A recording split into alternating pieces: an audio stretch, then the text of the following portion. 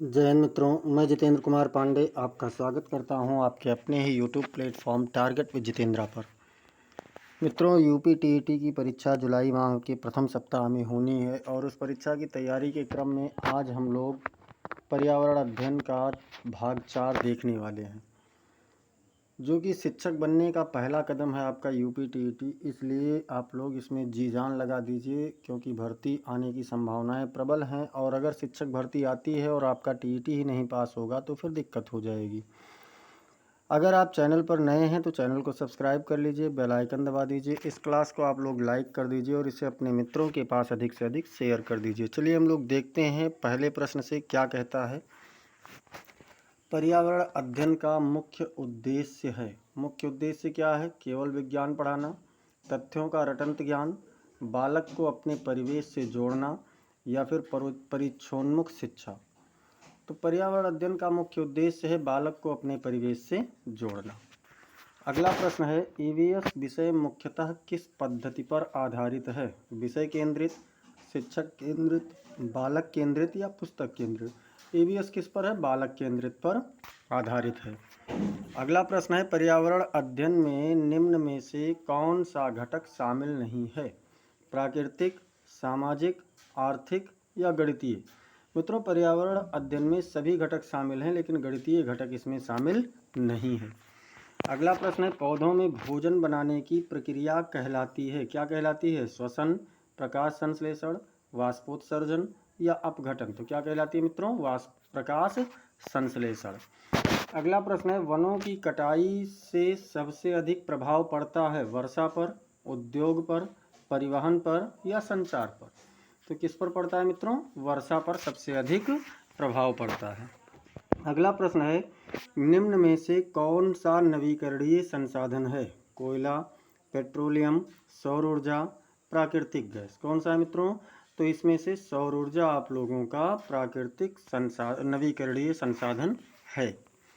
अगला प्रश्न है, जल प्रदूषण का प्रमुख कारण है? क्या है? घरेलू कचरा, औद्योगिक अपशिष्ट, कृषि रसायन या फिर सभी? तो जल प्रदूषण में ये सभी भागीदार हैं, सभी बराबर प्रदूषण करते हैं। अगला प्रश्न है, ईवीएस शिक्षण में परियोजना विधि का मुख्य लाभ है? समय की बचत, रटंत ज्ञान, अनुभवात्मक सीख या फिर पाठ्यक्रम की समाप्ति? तो क्या होता है मित्रों? अनुभवात्मक सीख होती है इसमें। अगला प्रश्न है, निम्न में से कौन सा जैव अपघटनीय कचरा है? प्लास्टिक, कांच, पत्तियां, पॉलीथीन? तो इसमें प्लास्टिक, कांच और पॉलीथीन का जैव अपघटन नहीं हो पाता, लेकिन पत्तियों का जैव अपघटन हो जाता है। जैव अपघटन मतलब जो सड़ गल जाएं। अगला है, वायु प्रदूषण का प्रमुख स्रोत है? वाहन, पेड़, वर्षा या नदी?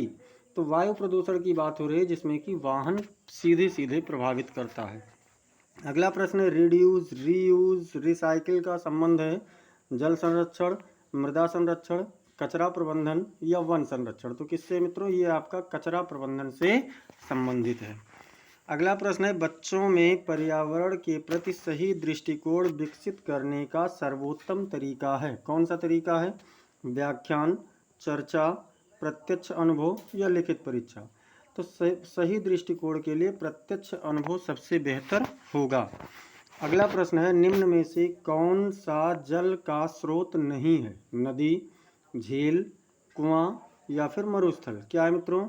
जल का स्रोत नहीं है, तो इसमें से मरुस्थल जल का स्रोत नहीं है, बाकी ये सभी जल स्रोत हैं। अगला प्रश्न है, मृदा अपरदन का मुख्य कारण है? वर्षा, वनों की कटाई, तेज हवा या सभी? तो अपरदन, मृदा अपरदन मतलब मिट्टी का एक स्थान से दूसरे स्थान पर जाना, और ये इन सभी चीज़ों से होता है। अगला प्रश्न है, ईवीएस में स्थानीय परिवेश का अध्ययन इसलिए आवश्यक है क्योंकि पाठ्यपुस्तक कठिन है, बालक का अनुभव जुड़ता है, शिक्षक को सुविधा होती है, परीक्षा आसान होती है। तो क्या होता है मित्रों? बालक का इसमें अनुभव जुड़ता है।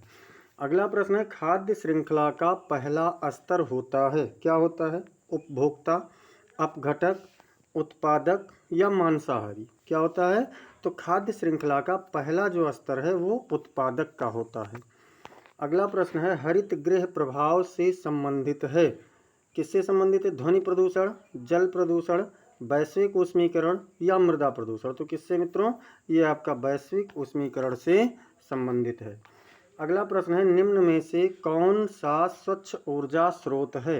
डीजल, कोयला, पवन ऊर्जा या केरोसिन। तो क्या है इसमें से? इसमें से पवन ऊर्जा स्वच्छ ऊर्जा स्रोत है।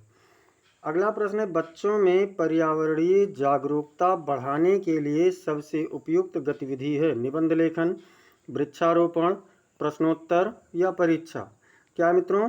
पर्यावरणीय जागरूकता बढ़ाने के लिए वृक्षारोपण सबसे उपयुक्त तरीका है। अगला प्रश्न है, जल ही जीवन है कथन का तात्पर्य है? जल का व्यापार, जल संरक्षण, जल प्रदूषण, जल परिवहन। तो जल ही जीवन है, ये जल संरक्षण को प्रकट करता है। अगला प्रश्न है, ईवीएस में सह शैक्षिक गतिविधियों का उद्देश्य है? मनोरंजन, परीक्षा की तैयारी, समग्र विकास या पाठ्यक्रम समाप्ति। सह शैक्षिक गतिविधि के लिए समग्र विकास उद्देश्य होता है। अगला प्रश्न है, निम्न में से कौन सा पशु शाकाहारी है? शेर, बाघ, गाय, लोमड़ी। क्या है मित्रों? तो इसमें गाय आपका क्या है? ये शाकाहारी होता है। अगला प्रश्न है, पर्यावरण संतुलन बनाए रखने में सहायक है? क्या सहायक है? जैव विविधता, औद्योगिकरण, शहरीकरण या प्रदूषण। तो पर्यावरण संतुलन बनाने के लिए जैव विविधता आवश्यक है, सहायक है। अगला प्रश्न है, ईवीएस में मूल्यांकन का सही तरीका है? केवल लिखित ज्ञान, मौखिक परीक्षा, सतत एवं व्यापक मूल्यांकन, प्रतियोगी परीक्षा। तो मूल्यांकन का सबसे बेहतर तरीका है सतत एवं व्यापक मूल्यांकन। अगला प्रश्न है, घरेलू कचरे का सर्वोत्तम निपटान है? जलाना, सड़क पर फेंकना, कूड़े में गड्ढे में डालना या पृथक्करण व पुनर्चक्रण। तो मित्रों, घरेलू कचरे का पृथक्करण व पुनर्चक्रण सबसे सही निपटान है। अगला प्रश्न है, स्वच्छ भारत अभियान का मुख्य उद्देश्य है? औद्योगिक विकास, स्वच्छता व स्वास्थ्य, कृषि विकास, शिक्षा विस्तार। तो क्या है इसमें? इसमें आपका स्वच्छता व स्वास्थ्य इसका प्रमुख उद्देश्य है। अगला प्रश्न है, बच्चों को पर्यावरण अध्ययन पढ़ाते समय शिक्षक की भूमिका होनी चाहिए? निर्देशात्मक, दंडात्मक, सहायक व मार्गदर्शक, कठोर। तो क्या होना चाहिए? सहायक व मार्गदर्शक। अगला प्रश्न है, ध्वनि प्रदूषण का प्रभाव पड़ता है? आँखों पर, कानों पर, त्वचा पर या हड्डियों पर। तो किस पर पड़ता है मित्रों? ध्वनि प्रदूषण का सबसे ज़्यादा प्रभाव कानों पर पड़ता है। अगला प्रश्न है, निम्न में से कौन सा प्राकृतिक आपदा है? सड़क दुर्घटना, भूकंप, दंगा या प्रदूषण। प्राकृतिक आपदा की बात हो रही है और ये आपका भूकंप हो जाएगा। अगला प्रश्न है, ईवीएस विषय में अवधारणा निर्माण का अर्थ है? रटंत ज्ञान, परिभाषा याद करना, अनुभव के आधार पर समझ विकसित करना या परीक्षा पास करना। तो क्या होता है? अनुभव के आधार पर समझ विकसित करना। इस प्रकार से 30 प्रश्नों की सीरीज कंप्लीट किया आज हम लोगों ने भाग 4 के तहत। ऐसे ही समस्त प्रश्नों को पाने के लिए आप लोग चैनल को जरूर सब्सक्राइब कीजिए, साथ ही साथ बेल आइकन दबाना ना भूलें। इस क्लास को आप लोग लाइक कर दीजिए और इसे अपने मित्रों के पास में अधिक से अधिक शेयर करते रहिए। साथ ही साथ कमेंट सेक्शन में आप लोग ज़रूर बताइए कि प्रश्न आपके कैसे रहे, कितने उत्तर सही गए। मिलते हैं फिर अगली क्लास में, तब तक के लिए जय हिंद, जय भारत।